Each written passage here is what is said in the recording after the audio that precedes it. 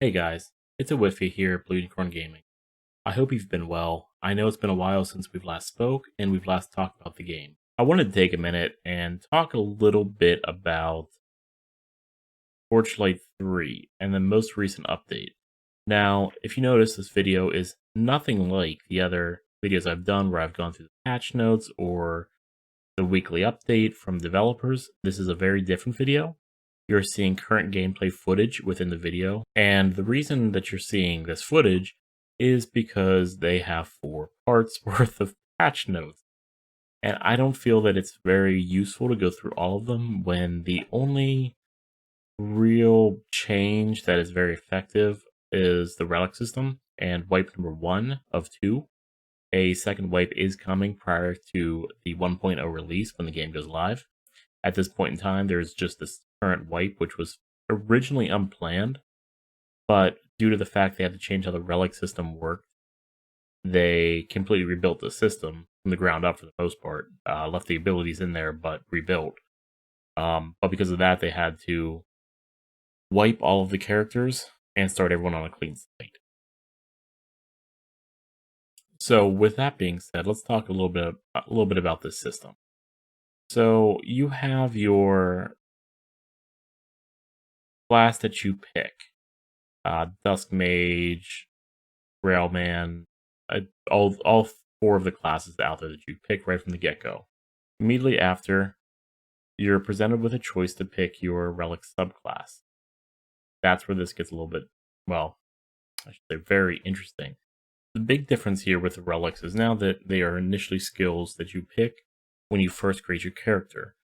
Each one of the different relics has a direct correlation to a weapon that you're using.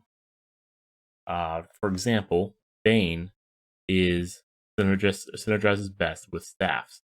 It also gives poison, summoning, and minion bonus. Blood Drinker, a little bit different there. It heals you while your enemies are bleeding. You get Sword's Energy, physical base damage, HP regen, and bleeding/damage over time. Where Cold Heart is rifle and pistol synergy. It's ice based, but uses crowd control and is extremely defensive. You have Electrode, which is mace synergist, electric based, shock bolt support, movement, attack, and cast speed increases, and Flaming Destroyer, which is great weapon synergy, fire based, evasion, and AoE damage. Now, you're thinking that's wonderful. That's a fantastic thing to have, and I agree. The downside that I don't like with this relic system is that you are stuck with a very specific weapon. So Railmaster, for example, is most beneficial to use with a hammer. So your best bet would be to go for the great weapon synergy. But I don't like that. I like going with a staff, which is fine, and that works very well. However, I found that I don't like Bane. If I'm going to be playing at the top of my game, I need to have a staff. See the dilemma? Do you see the dilemma there? I want to use a staff, but I don't want to be stuck with Bane. Unfortunately, with making the relics tied to a weapon closely and giving some level of bonus, you more or less are stuck. You have to use a class that you may not like. And the ability to switch the class is not there. That is one of the biggest problems that I have personally with the way this is configured. If you were to tell me that I could switch my class, I could switch my relic class by doing a quest to acquire a different one and give up the other, I would be happy with that, to be honest with you. I feel that should be a system in the game. One thing I did like with the prior system is I could interchange these relics as I so chose. But I do see why it's not a good thing to interchange them. I do see where the problem was. But having some level of ability to change would be best, especially because you cannot try out those relics ahead of time. you're kind of just stuck. Another option would be that you don't lock in at launch, and you unlock that skill tree, and you unlock the skill tree when you unlock the initial base starting area for the game, and you would go in, be able to try out all the relics real quick, run over and do some level 1, 2, 3 critters, come back, and then verify that you want to keep that relic. And then further down the road, relic quest would happen where those relics were stolen. You have to go find them, but you can only carry one. And you do the quest, make it a little bit of a difficult quest, and you're done. And you get your new relic, and you can switch to it. And any skill points applied in the other one are now forgiven, respect, whatever you call it, and given back to you. I feel that would be a better option. An alternate option to that would be to get rid of the specialties for the weapon within them, thus allowing you to play with any weapon under any of them. It's not that some don't make sense, but I just don't like that you are absolutely tied to a weapon to be best in slot, to be the highest level of character you can possibly be. I see that as a very big negative going forward for people, and I'm afraid that people will be turned away from the game because they're completely stuck with a relic that they end up not liking. That being said, the game still has some bugs. They have fixed a lot of bugs, a lot of lag issues. I felt the game was cleaner.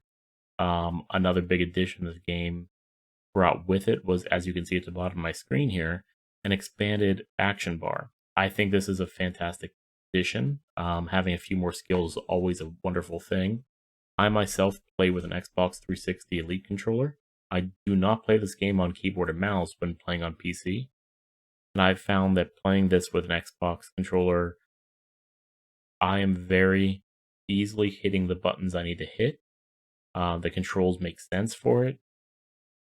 One bug that exists with the controller, and I don't know if it exists with the keyboard and mouse, is that when you use your teleporting spell and try and go back to your fort or main town, if you take more than a quarter second to go forward or back or choose your location, it'll just go away, and you have to wait 8 seconds.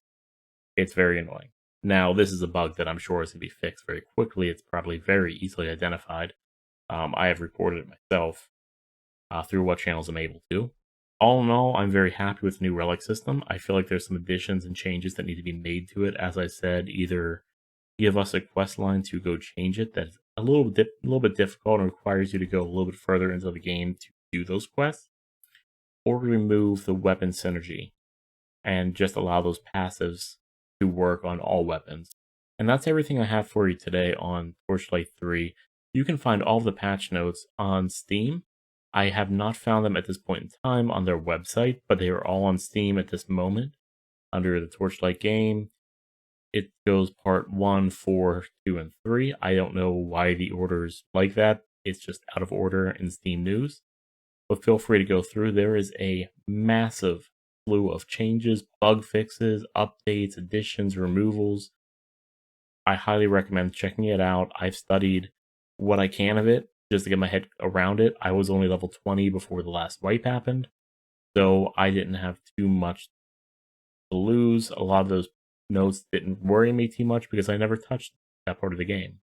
But I highly recommend you go and read those notes, especially if you are higher level than me and you're looking at endgame content.